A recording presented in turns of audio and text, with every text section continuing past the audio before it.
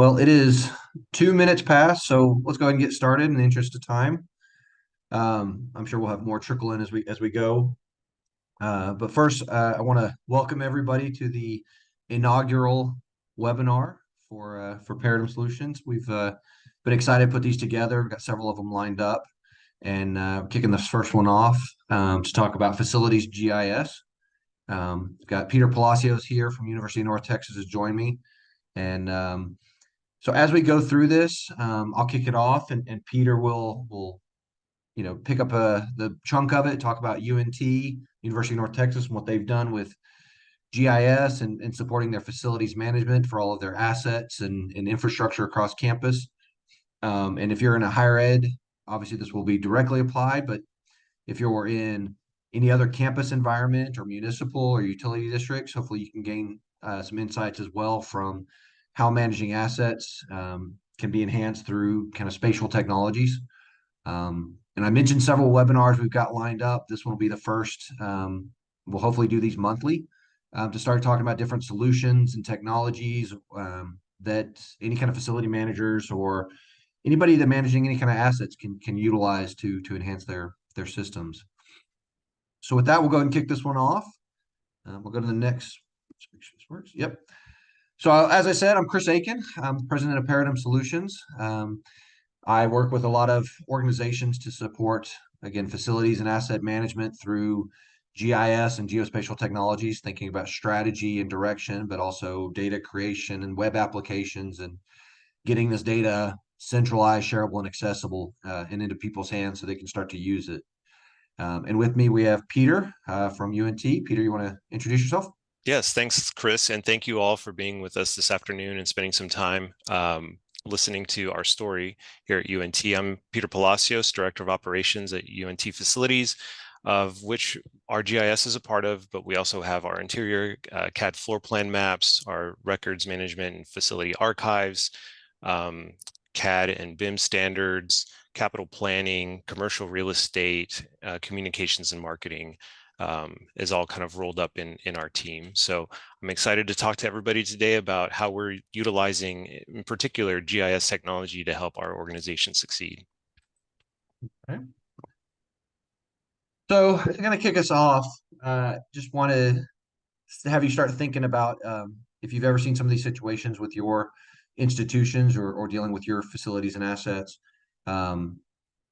There's a lot of infrastructure in place with UNT or these other institutions, whether that's utilities that have been buried and then forgotten about, and unfortunately they get discovered through backhoes or unplanned leaks or whatnot, or when you start exposing them, you realize there's more there than you realized.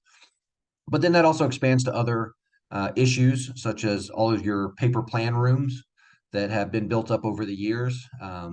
We'll call them as-built plans, but as we all know, they're not always as-built, and then that collection just compounds. But those plans, they can be hard to find. They grow legs and walk away when somebody checks them out. I've seen them held together by duct tape, and I'm not talking the back of the plan. I'm talking right down the front, right through the middle of the drawing. So that's information that gets lost along the way, or it's very inaccessible to get to. And then we also have situations where that information is not easily shared, and people get, they're out there on site trying to find a shutoff valve or some site, or trying to make some decisions, not with the best information at their fingertips and accessible. Hopefully, you've not all encountered all of the, some of these situations, but my guess would be this is more common than on your side than you'd like to admit. So at the core of what this comes down to, and what we kind of get at throughout all of these this talk today, is the data that we tend to come across tends to be very hard to get to. It tends to be very disconnected across a lot of different mediums, whether that's CAD files, those paper plans, or PDFs. It can be very inaccessible, hard to get to. Again, even if you have a CAD file or a paper plan, you have to go find the guy who runs it. Hope he can find the plan you want, rifle through it, drive back on site, make a decision. And again, it may not even be correct. It may be an old plan. It may be that file hasn't been updated since that building was built, or that utility was laid, or whatever. And then I also say another data source is FRED.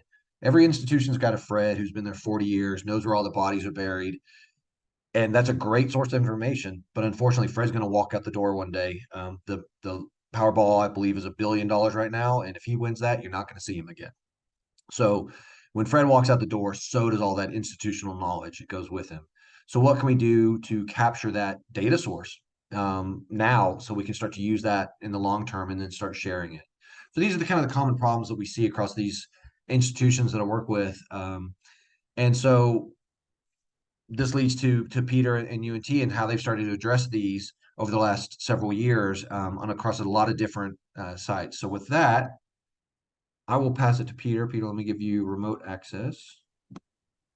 And oh, there you go. You should be able to control it. Yes, thank you, Chris. And again, thanks for being here, everybody. Just wanted to give a brief overview of our institution. We're just a little over 46,000 total enrolled students as of the last census day. It's very recent. We've seen about a 5% increase. This is the over year for the last 5 years. So this is the 5th year in a row we've broken enrollment records, which is a little bit of different from some of the national trends that we're seeing in higher education. A little over 6,000 full-time residents here on campus and just shy of 6,000 full-time faculty and staff that call UNT their place to work or home.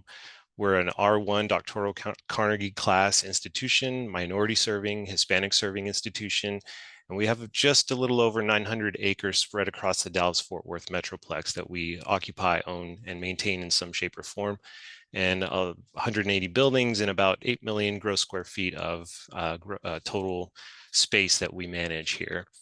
But through our efforts utilizing spatial technologies, we've also been able to develop some other different kind of metrics or different data sets that help us understand the volume of our total assets. So we've got about 181 miles of mapped utility lines of very different kinds, and that number grows every month, every year. To give that a little bit of perspective, that's about from the Dallas-Fort Worth region to Austin, just shy of Austin, but it's quite a ways. 47 miles of sidewalk. I'm not going to go through the rest of the numbers here. I think everybody can kind of see the volume, but I did want to point out one in particular that I thought was interesting is the flower beds. We've got 25 acres of mapped, manicured, maintained landscape or flower beds. That, to put that into context, that is 19 football fields put together. So you can imagine the volume of work that goes into maintaining a campus of this size, and we're utilizing some of the benefits of spatial technology, in particular GIS, to help with that management aspect. So I also wanted to go into a little bit of talking a little bit about where we've experienced some pain points. Bear with me as I kind of get the technology to catch up with me. So Chris mentioned some of the difficulties that most campus environments face with managing an asset or portfolio as large as ours. One of the things that was very common that we had to address was boundary issues. And these two pictures that we see here, we were often getting posed with the question of what is ours? Literally, what land is ours? Where is the property line? What are we responsible for? And what should perhaps maybe our neighbors, whether that's residential, municipal, or other, what should they really be responsible for when it comes to property maintenance? And the picture here on the left with the drain ditch here is a constant issue of storm drainage between property that we own as an old golf course and the residents just to the other side of that fence. So that was a constant issue that we kept facing, is what boundary should we be, maintaining? What's our responsibility to be good stewards and neighbors? In this other situation here in the picture, that we were actually having one of the private property owners use our land for their own private storage and use. And so we also had to approach that sensitively and talk about, the boundaries that we are responsible for maintaining versus them.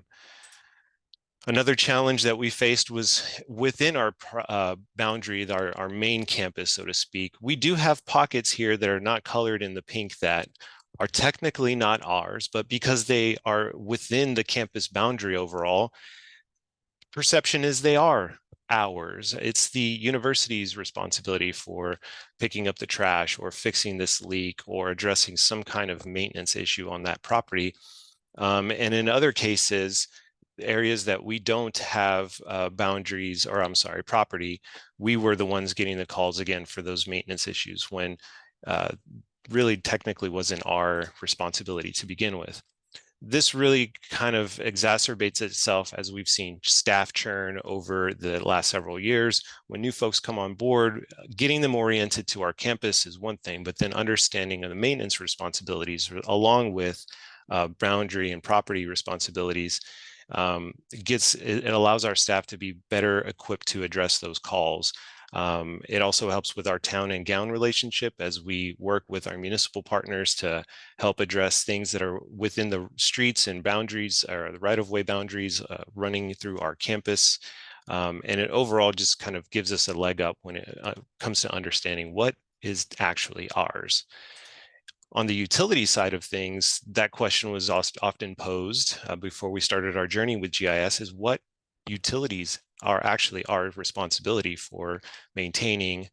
And before our journey into GIS, we had all of this utility information kind of in a CAD-based format. And it was also dependent on the project files that you looked at. So it was very difficult to have a single source of truth, a one common operating picture for our utility infrastructure on campus. Not just what's there, but what is our responsibility versus a municipal or even private franchise owner responsibility. In addition to that, we were also kind of constantly facing, going back to the property boundary issues, constantly facing questions about how we can negotiate property acquisitions, or in cases where we're acquiring or where we're being asked to release some property for rights of way or easements. We were given these kinds of documents, right? These black and white maps that don't really give a lot of context into what is inside of that hatched area. What does that boundary really look like on our campus? And what can we anticipate that impact being not just short-term, but long-term? And how does that help with our negotiations? You know, and this has actually been quite a bit of a big point of benefit over the years is as we've leveraged some GIS technologies to better understand these impacts, we're just making more informed decisions about these types of transactions. Another challenge we constantly face is, have we updated the official campus map, the sidewalk, the name of the building that a donor just helped us erect? It was a constant struggle to keep up with what construction activity is affecting our campus map and the data behind that map, not just from a marketing and a PR standpoint, but also from our own internal facilities management standpoint. Do we have the latest information on that building, both in our files and records? Do we have an updated utility plan that we need to go get put into a CAD format somewhere else? It was a lot of moving parts and pieces, and our campus has, over the last several years, has experienced a lot of growth. So we were always kind of behind the ball when it comes to updating those campus data sets. Other challenges that we alluded to at the beginning is these surprise situations when it comes to digging on our campus, right? We often joke the best locator that we have is a backhoe. And unfortunately, in some cases, that's true. But it's also a very dangerous way to operate. It's a very unsafe way to operate. These two examples here were things that happened on our campus where we didn't have a lot of great utility information. And so the operators, unfortunately, had some accidents. In the situation here over on the left side of the screen, the operator was very lucky to go home that day because just a few more inches below is some medium voltage electrical lines, which would have been a very dangerous situation for everybody involved in that area. And the picture here on the right was a fiber optic line that was cut to one of our residence halls. And, we want to make sure that our residents have everything they need to keep their academic pursuits going. And so having a network down was not ideal for a lot of them and created a kind of a difficult situation for us to manage. let's see here. Building on those utility examples, we had a lot of situations where we didn't really quite know what was there, or we thought we did. And so when it comes to actual construction, capital construction, we had to construct utility lines, kind of threading the needle through existing utilities. And oftentimes, maybe that was something that was presented in the field. You can understand that these types of surprises are not just difficult from a construction standpoint. There's a cost implication, there's a time implication. And so we were constantly faced with challenges of, well, we don't really know what's going to be uncovered when we actually start construction. And that, again, was really not an ideal way to operate. So we were constantly kind of struggling with how to appropriately plan and design our projects when we knew that maybe some of the information we were given or that we had access to wasn't the most accurate. And of course, we, like most campuses of some age, have that individual that has been here a while, that institutional knowledge, that tribal knowledge was leaving. In this case, our subject matter expert over our campus infrastructure, utility networks, was leaving. And so that was really kind of a big spark into the commitment that we saw developing our approach to GIS and leveraging that tool to consolidate information that can help with addressing some of those problems that we talked about a second ago. So what did we end up doing? Well, we made it, like I said, a departmental commitment to leveraging this technology to help us gather, collect, manage, and share that information. And so in 2009, 2010, we kind of formally kicked off this initiative to create a GIS function and role within the department. We bought a little bit of equipment to go along with that to help with the mapping effort and data collection. But this was just around the time that Apple was rolling out the very first ever iPhone. And the slogan at the time was, there's an app for that, to kind of promote their app store. And we kind of switched that around and helped us kind of communicate the value of this approach by kind of switching that up and saying that there's a map for that, whatever that issue is that you're concerned about, whether it's utilities, boundaries, whether it's marketing and public information, communications. This tool can help solve or at least address a lot of the pain points that we were facing as a growing university. And so the first thing we did was, let's get some survey benchmarks on campus. And for some of you that may be on the call that have some knowledge of GIS, the surveyor that we called to get these benchmarks installed made a joke at the time that GIS really stands for Get It Surveyed. And the joke there is that GIS is great and it can get a lot of information and consolidate a lot of stuff and consume a lot of types of data. But if you really want something accurate, call a surveyor. Well, we wanted to be as accurate as a surveyor, which is why we called them and had these benchmarks installed. And these are kind of the linchpin cornerstones of our campus grid, our coordinate system, where we were then able to overlay a lot of different information. And we knew that our data collection and data input processes were going to be as accurate as a surveyor's. Once we had that grid, we started to bring in some of those old paper plans, create digital versions of them, massage them onto that campus map grid that I just talked about, and then start extracting a lot of the information from these old documents, whether it was the location of the line, location of valves, meters, hydrants, manholes, anything that we could gather from those old plans, we started to collect and put into this system and generate a lot of information based off these documents that were sitting on shelves. We also, because we had a survey grid available, we had an accurate coordinate system to work off of. We just used some rudimentary data collection techniques, a clipboard and a pen, a camera and a tape measure. But because we had accurate base map data, we had an accurate grid onto which overlay all this information. These techniques were very valuable and allowed us to partner with our municipal agencies, whether it was water, wastewater, solid waste collection, private franchise owners like our gas provider or telecommunications providers, and go out in the field and make connections and build relationships about collecting asset data that would help us populate some of the information that we wanted to track in our system. And again, the tape measure being kind of a rudimentary tool, but because we had a very accurate coordinate system to overlay this information, the measurements off those tape measures were as accurate as getting out there with a GPS unit.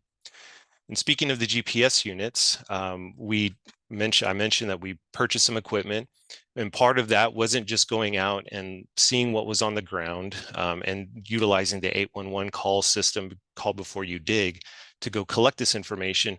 We also made a very concerted effort and commitment to establishing relationships with our maintenance teams and the folks that were out on the campus repairing or fixing things every single day. So if there was a shovel, if there was a piece of equipment digging on our campus, we made a very concerted effort to tie into those processes, build the relationships with the folks that were doing the work, so we could go out and get some accurate information on those assets and those utilities before they were buried, and we didn't have another opportunity to see them until something else happened in the future.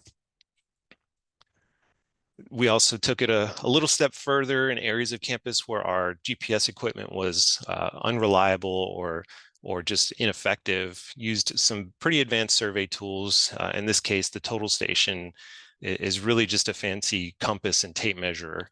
And we were able to start getting much more granular information and verify a lot of the things that we were collecting off of those paper plans. Was the manhole really where the plan said it was? Well, let's go actually let's go map that and put some hard coordinates on that to make sure that it's true and kind of true up what we think is there. Over all of this experience, we developed some pretty great procedures and relationships and developed ways that we could integrate with our maintenance operations. And then we started to focus on our construction processes and construction operations, and started to get ourselves involved in the capital construction projects that were happening on our campus. And so we developed, again, really good working relationships with our capital construction group and the contractors that were awarded these jobs. And we're out there every single day collecting this information on the utility package before it was buried.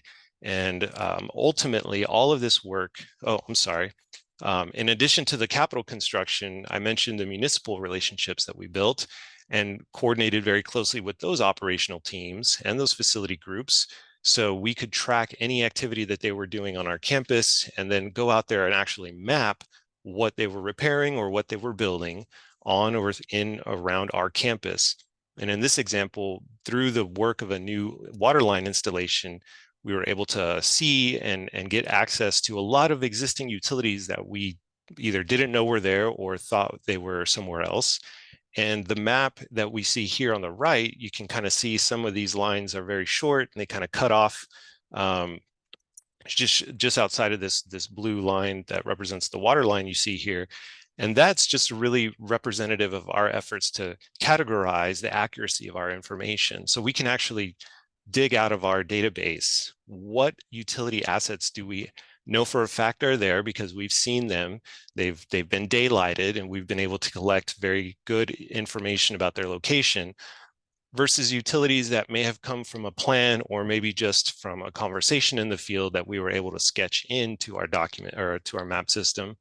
And so this really kind of allowed us to start sharing that information with our municipal and private utility partners, saying the activities that have happened on our campus, we've collected good information about where those assets are, and here you go. Here's the information that we were able to collect, and that just provides them a better source of information to improve their asset management systems. And when they're back on campus doing other work in the future, more reliable information leads to less surprises, safer work environment for everybody. All of these efforts really culminated recently in the full mapping of a 50-acre branch campus that our university built in Frisco, Texas. This was a 18, 20-month long project of construction that our team was out there every single day, mapping every single utility line that was exposed and built prior to backfill. Excuse me. And we went from a green site that was old ranch property, through the efforts of our team and processes, mapped out all of the hardscape and softscape development, in addition to all of the utilities that I mentioned that are on this new branch campus for our university. This is going to benefit us for years, decades to come, as we start to expand and grow in this area. We have very good, reliable information about what's underground and the infrastructure that's serving these buildings. So that's over on our branch campus. This is a screenshot of our main campus, where we see quite a bit of different colors and lines. It's kind of a big spaghetti bowl of different utilities on and through our campus. Through all of these efforts, all of the work in the field, the mapping, and the consolidation of all of this into a single source of truth, this information is readily available to all of our staff, both on the operations and maintenance side and the planning and design side. And it also benefits us from not just a management standpoint, but from a safety standpoint. All of these utilities are in map books that all of our technicians have access to, both electronically and hard copy. And our 811 calls, the call before you dig system, also has all of this information available to it. So anytime there's something happening on our campus, we have some pretty good information about what they're going to encounter before they dig. And again, creates a safe work environment for the folks doing the work, and it creates an efficient campus environment so we don't experience unexpected downtime because of outages or accidents in the field. So that's kind of the utility impact. Coming back to the property and the boundary impact a little bit, because we have these really great mapping procedures and mapping techniques, we are able to now start to focus our attention on some of the real estate or boundary type of issues that we face on a campus of our size. This example here was an impact from a highway expansion project. Our DOT here in the state of Texas was coming through and expanding the highway out. And so we had to move one of our prominent gateway entry signs to campus to make way for that expansion. And working with TxDOT, we're able to go map the right-of-way markers that they had laid down and deliver that information to our design team so that we could have accurate information and know exactly kind of where we needed to move our assets out of the way for this expansion project.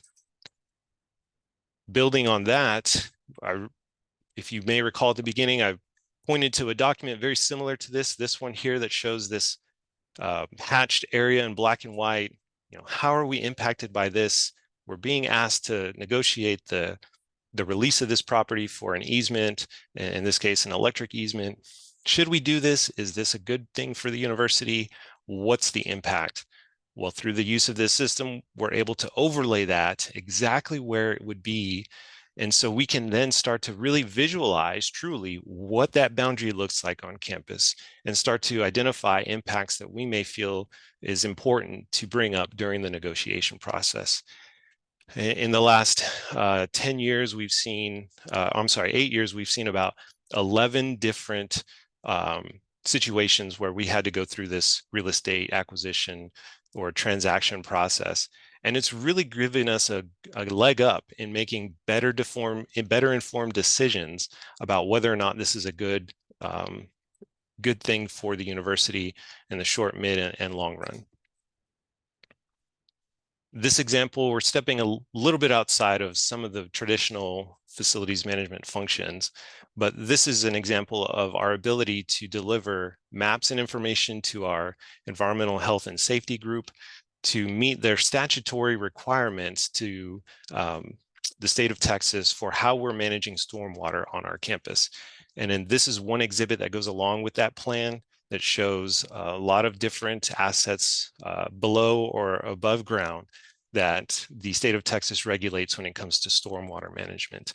And this is all information that we have all kind of collected. It's readily available. So every few years that we need to go deliver this to the state, generating this document, generating this exhibit is very easy to do. It's accurate. It also gives our partners in the EHS a service that they were doing manually, and now it's given them, it's provided a service to them to help them do their job better. This is an example of one project that we'd partnered with our Office of Disability Accommodation to start mapping out the accessible door locations on every building across campus. We took that a little bit step further and started mapping all of every single exterior door, and then color coding it, classifying whether or not it met accessibility standards.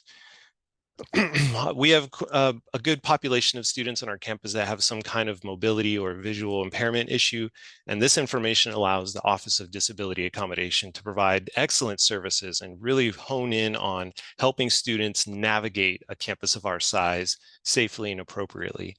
Something that's not shown on here that has since been added to our system is the location of exterior cameras, the location of emergency key boxes on buildings, and also not shown here is the interior floor plan changes that we also track and map.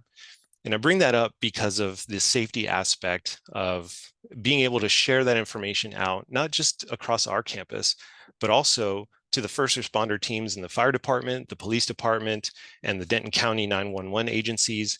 They get all that information. They get to see when our floor plans are changed and updated. Those documents and information is passed across the county and then the municipal first responder agencies. It just creates a much richer database for them to look at as they need to respond to situations on our campus. Helps them get that information quickly and helps them do their job a little bit better. So this is, one benefit of consolidating this type of information is the ability to serve different stakeholder groups. Back on the facility side of things, we use this tool to manage our tree arboretum, our campus forest on UNT. And we also track whether or not that tree has been dedicated or donated or memorialized in any way, and send that information to our advancement office, helps them show the impact of that donation to the university, helps us understand which trees need to be perhaps cared for a little bit more frequently, a little bit more sensitively. And we're also developing an application to help our advancement team show this information to prospective donors through a web application. This is an example of us kind of taking the mapping system and using it to classify some capital planning information. So we went through an effort to come up with the FCNI Facilities Conditions Needs Index for all of our buildings on campus. And for those of you that may not be familiar with this metric, it's simply a way to identify how the condition of a building based on its replacement value and how much need it has been identified to invest in upgrading or enhancing infrastructure, envelope, or other aspects of managing that building. This information was codified and developed and thrown into our mapping system. And then we were able to generate these graphics to show to our Board of Regents and the System Governance Office of our institution to help explain why maybe we were making some decisions in our capital improvement plan. It also helps kind of get everybody on the same page, so to speak, when it comes to talking about buildings and whether or not it makes sense to invest in these assets, or whether we need to think about different ways of managing those buildings. So those have been a lot of static products that we've developed over the years. This is now kind of shifting a little bit to the web. Our GIS team has developed this portal that our internal staff and stakeholders have access to, and they've created these very focused web applications or different kind of online maps that focus on maybe all utilities versus maybe the data communication features. And so each group or subgroup of stakeholders in this system can get to the information they're interested in quickly and kind of build some more focused applications to help them get the information they need to do their job. Outside of the kind of internal facing applications, we've also leveraged our student intern positions to create publicly available applications or other different types of content that they're interested in that can be shared to really anybody in the world. These are just some examples of the applications that they've built, talking about art or photo opportunities on campus. We also have a big connection with our environmental sciences departments and ecological sciences. And so there's some students that have worked on ecological applications about habitat for birds and bees, edible plants on campus. That was really interesting. And all of this is kind of a development of partnerships with not just our administrative responsibilities, but using GIS to build a bridge between academic groups on campus and our needs, and creating kind of win-win scenarios for both groups. We also have our open data site that really anybody can get to and get to basic information about our campus, buildings, sidewalks, plants, trees, those types of publicly available data sets. And our students have also created a hub for student-related resources that they felt were applicable to any kind of student on campus that needed to maybe find information about healthcare or wellness, computer labs, dining, advising. And so this is, again, another example where we're taking our platform, and because it has a kind of a wide reach on our campus, we do have some applications that focus on facilities, but we're also using it to make connections with our academic partners and give students kind of tangible real world experience that really propels and enhances their academic experience here at UNT. Through the use of this technology, we're also able to pretty quickly develop some graphics that we can share publicly on our social media platforms that communicate impacts to campus, whether it's construction or otherwise. In this case, this particular project was in a pretty prominent location right off the highway near our campus. It's going to be pretty impactful to us for a while. So we started to be proactive and frequently communicate what's going on with the project. Even though it was actually a City of Denton municipal project, we took it upon ourselves, because we had the tools to create these graphics, share them out with our campus and our followers on those platforms.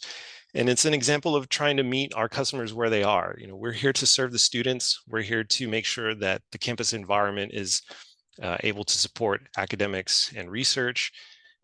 And so a lot of our students, you know, frequent social media platforms. And so we try to meet them where they are, so to speak. And this is one way that we can proactively develop information to share and communicate across our constituents, whether they're faculty, staff, or students, and let them know what's going on. Another example that we recently put out there was of this seemingly small sidewalk closure. I mentioned our connections to a lot of the maintenance operations that happen here and a lot of the kind of construction activities that go along. So when we got information about this sidewalk closure, we decided, let's get some graphics out, let's get some information out. And some of you may look at this and go, that's a relatively small little area of campus. What's the, you know, what's the significance here? What's the big deal? Well, that small area of campus is kind of one of the most heavily utilized, heavily trafficked areas of campus. Our president's office is right here on the corner of this building. The student union is right next door. We have a library resource in Sycamore Hall up here, and in Sage Hall are a lot of various student success and student support programs. So we wanted to get the information out quickly, and utilizing this system, we were able to develop things that can visually communicate impact to, again, be proactive and show our campus community that we're kind of on top of things and want them to know what's going on before they show up and it could potentially cause some problems. This platform also allows us to develop, I mentioned, web-based applications, taking the construction piece a bit further. Anytime we have closures over 5 days on campus, we've created this application to communicate those areas of campus that are going to be impacted for a long period of time. This also helps our campus navigate not just on foot, but vehicularly. And the last example I'll give is, again, not necessarily a facilities management impact, but this platform and this technology has allowed us to develop custom applications like the one that we see here, this is for our commencement. We have tens of thousands of people come the end of every semester to celebrate the accomplishment of folks graduating. And so this was something we developed for the committee that runs commencement, and it's available during those times of the year that it needs to be. And again, another way that we're leveraging this technology and this tool to kind of maybe go a little bit outside the normal traditional facilities management responsibilities, but pursue excellence in how we're serving our campus. And with that, I'm going to hand it over to Chris to bring us home.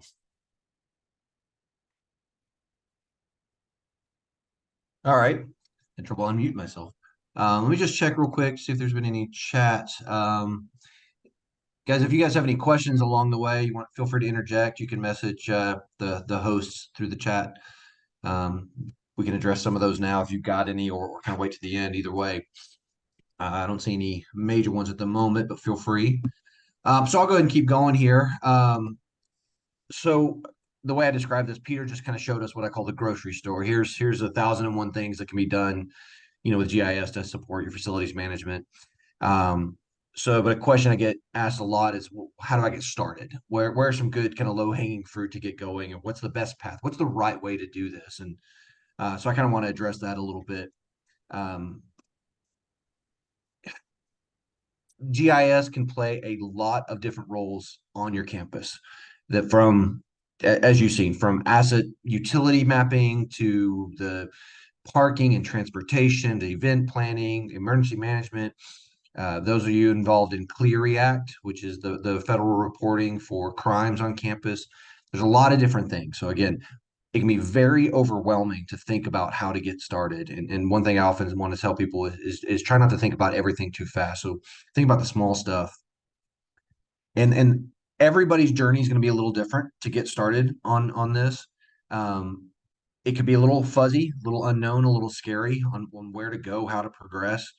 It can be also very overwhelming. There's a lot of different paths to get you to where you need to go. And from that, there's not necessarily a wrong answer. As long as you're moving forward, you're starting to make progress and start to chip away at this.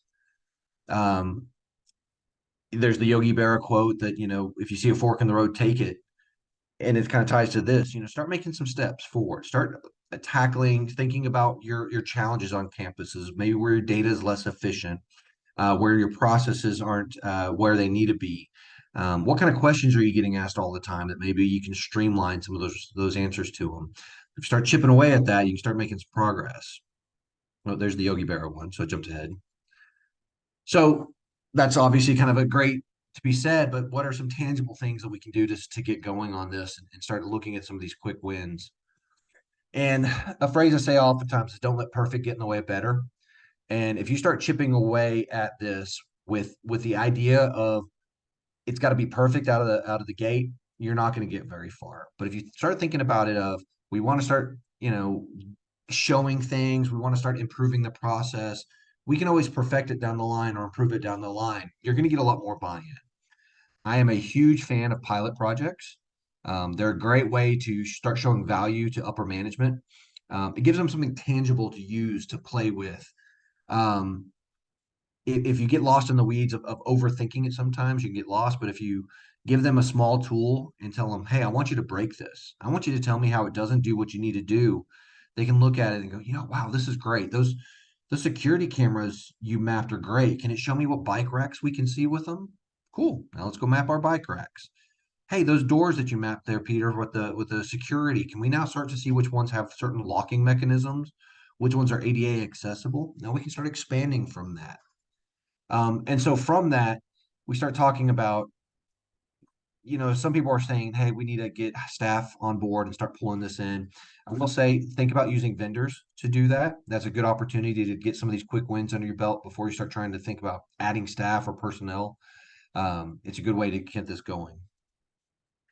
When I started talking about the pilot projects, and I touched on this a second ago, is having that tangible deliverable, something that they can use and play with, show that immediate value. You can continually improve it. You can continually start changing it. It allows somebody to see something and go, all right, I like it. We did, let's pick a small area when you're mapping utilities. Pick a building that's just had construction or is about to have construction. What's it involved in that? How good is our data? How much effort's going to go into that? Then from that, once you start having these projects built, you can start to extrapolate that to a higher level cost across maybe your entire system. We map the floor plans for 2 or 3 buildings.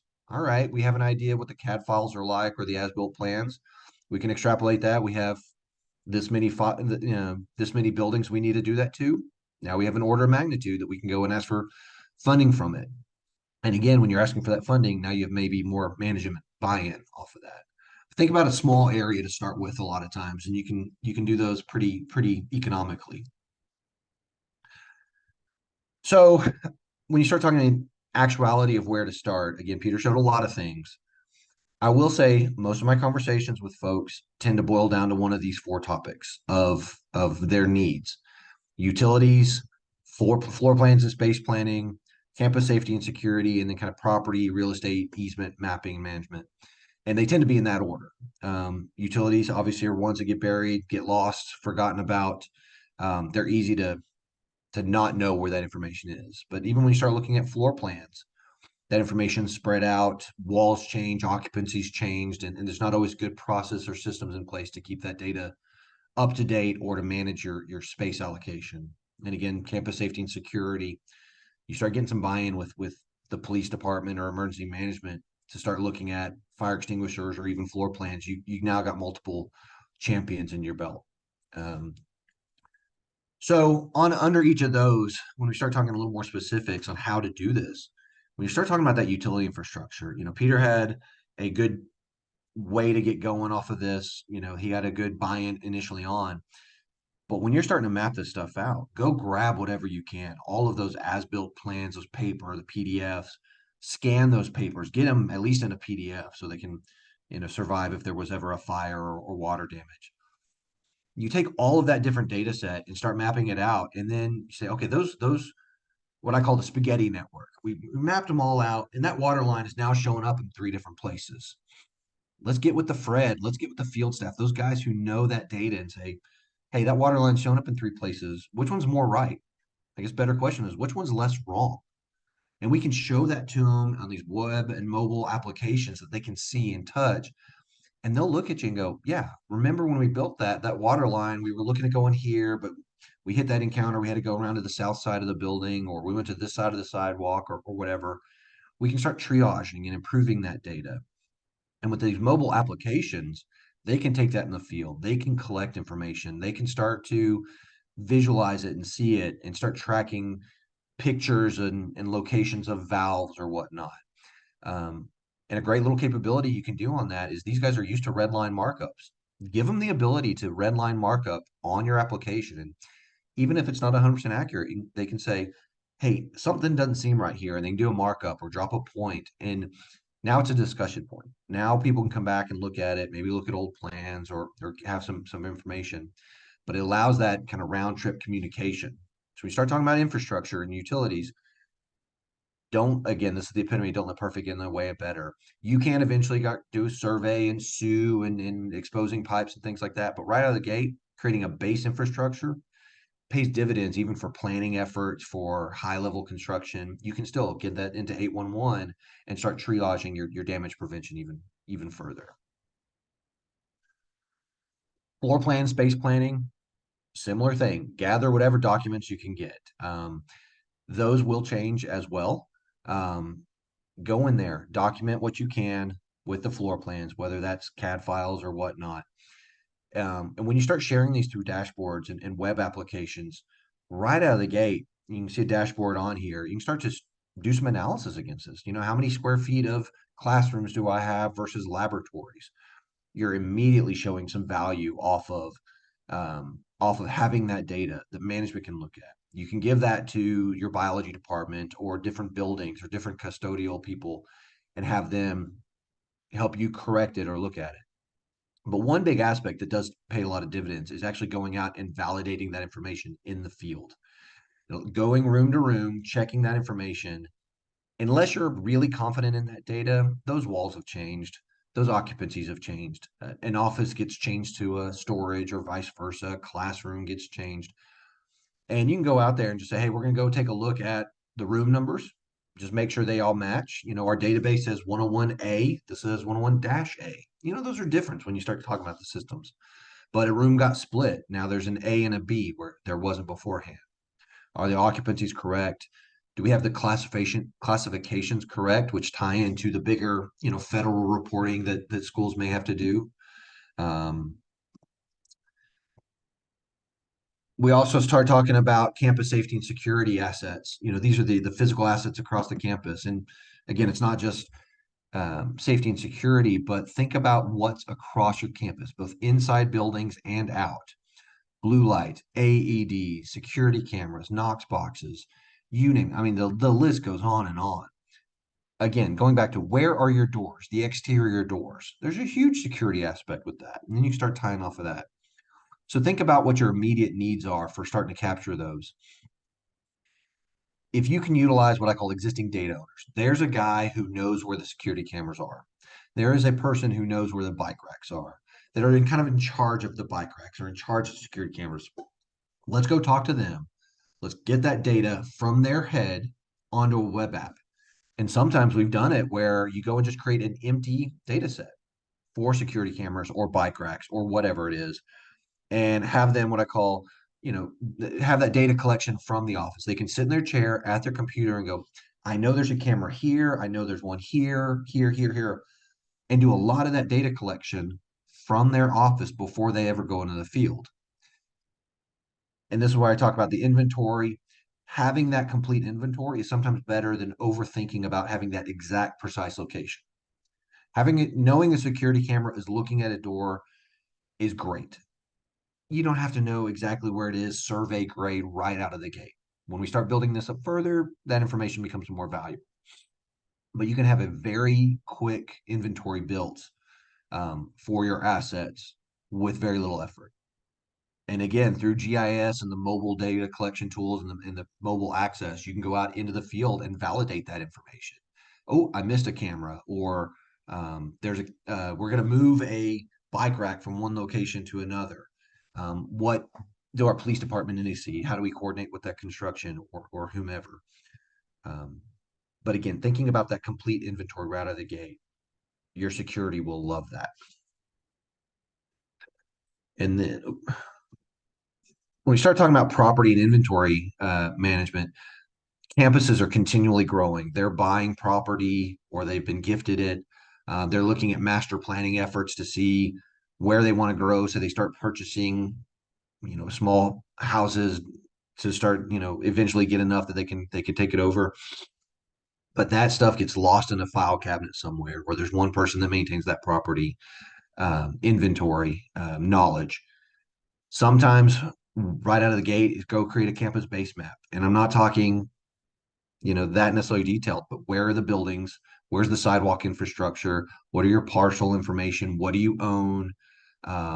If you look down at it from, 5,000 feet, sometimes just mapping that infrastructure, you can see that hardscapes and whatnot.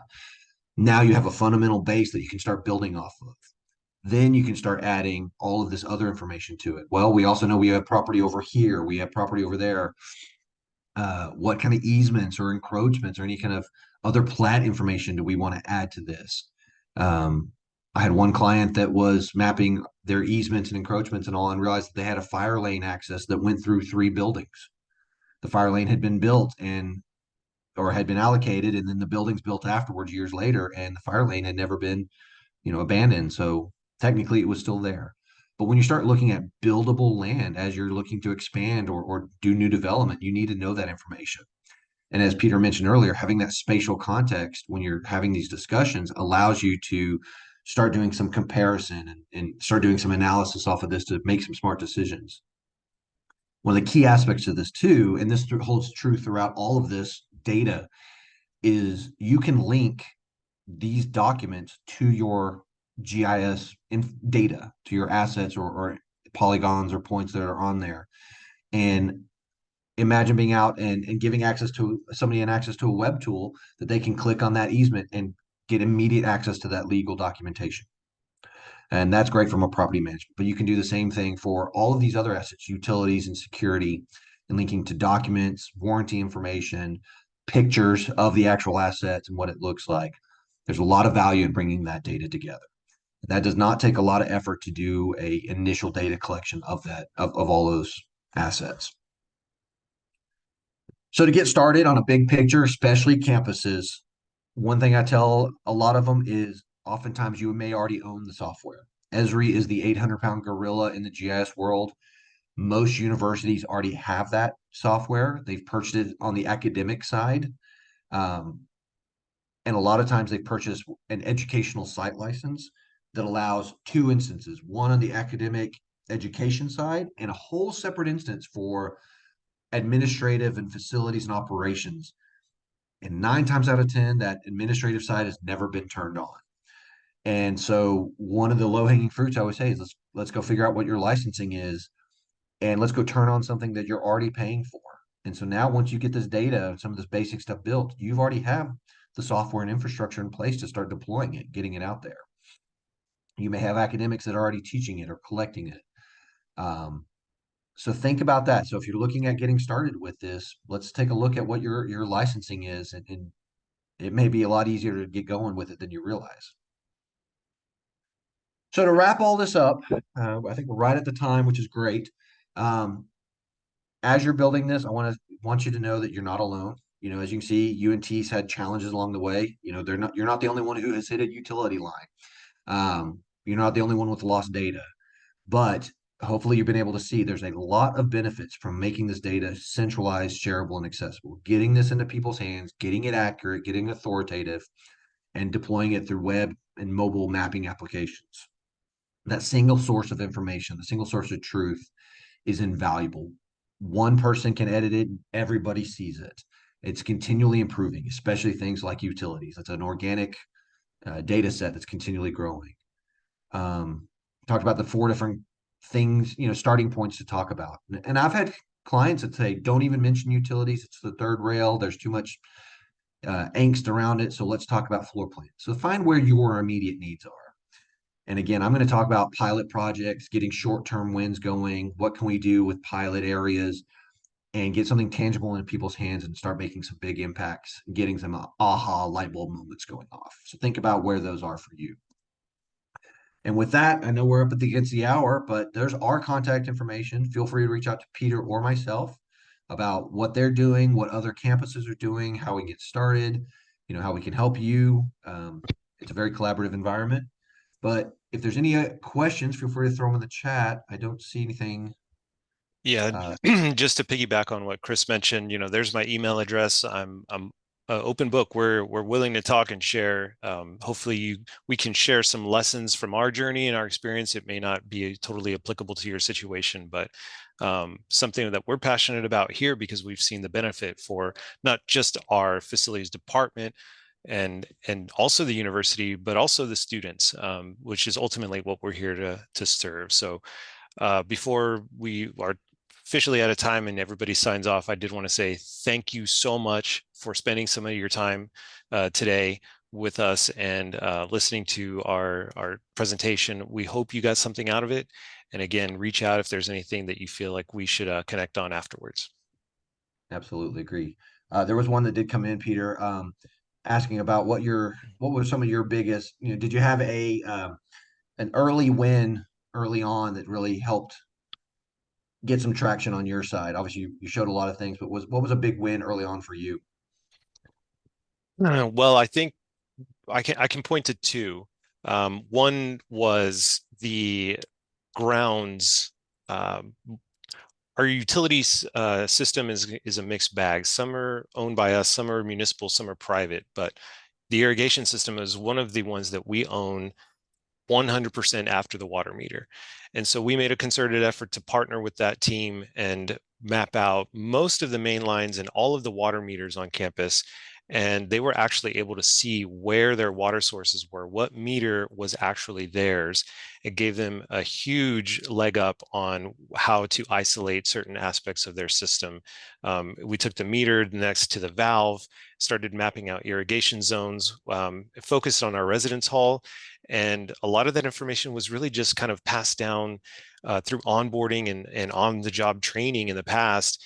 The landscape supervisor that was over the residential landscaping program left, and when he did, because we had worked with him, had a very good data source about what their systems were that was able to really then pass on to the person that came in to fill that role. So that was a huge win. A lot of visibility about the benefit of that effort. The other one, and is not necessarily something that we mapped, but I'd mentioned that fiber line, right? Well, that fiber line was a very expensive repair, and it had one of our residence halls down for many, many days. And, as some of you may be in a situation where maybe you've rented, right? And the landlord, so to speak, doesn't fix something in an appropriate amount of time, it gets a little, you get a little concerned about that. So we took that as an opportunity to say, look, let's try not to ever let that happen again. And that was really a big driver into focusing our efforts on, if we're going to do this, let's do it as close to survey grade as we can, so that when we do actually collect this information, it is as reliable as we can make it, and as accurate as we can make it. So that really kind of drove a focus on quality and accuracy that we still carry on today. Great, great. The last one here, Jerry Bartz at Dallas College made a comment, which I'm glad you mentioned, Jerry, was that they're using students to help with acquiring this information. And I know, Peter, you use interns a lot, and I'm a big advocate of that as well. And Yeah, as a matter of fact, to speak on that, Jerry, great point. Good to see you, by the way.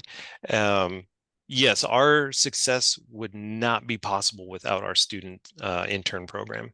It has been vital. A lot of what you've seen has come through us giving the students an opportunity to build and learn through the process. And I'm very proud of our program, because it has propelled our students that have gone through it into very successful careers. And as a matter of fact, oftentimes have a job before they even graduate because of the internship experience here. And Chris can even attest to that professionally. I've hired Uh, some of them. So so that has been an enormous, you know, partnership. It's a win-win.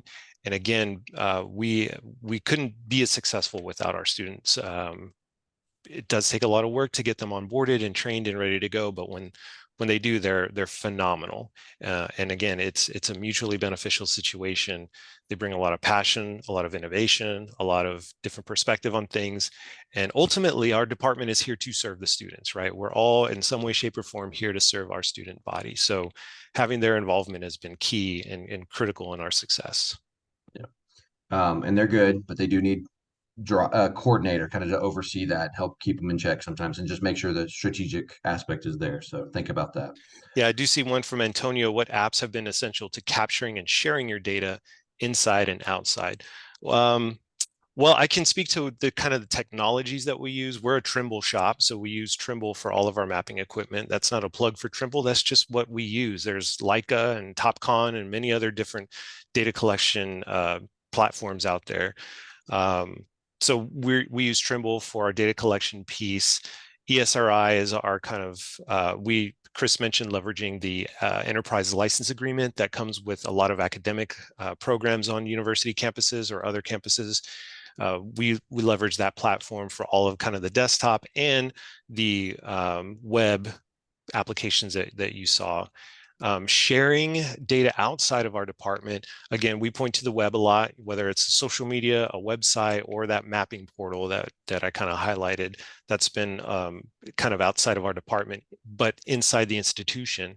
And we're still trying to investigate ways to kind of increase efficiency on sharing that information outside the university, to our municipal partners, to our private utility franchise collaborators on campus, Denko 911, the emergency responder agencies. So more to come there, but that is really kind of just relying a lot on just web type of file transfer technologies. Perfect. Well, guys, we are past time. So this will be recorded or is recorded, and I will get it onto a YouTube channel. So if you want to share this to upper management, that's always a good way to get some buy-in as well, or any other your peers. But again, I appreciate everyone joining, taking some time of your day. Hopefully you learned a little bit. Feel free to reach out to myself or Peter, and we're happy to chat more. It is a small community and it's very collaborative. So with that, have a great day and thanks again. Thank you, everyone. Take care.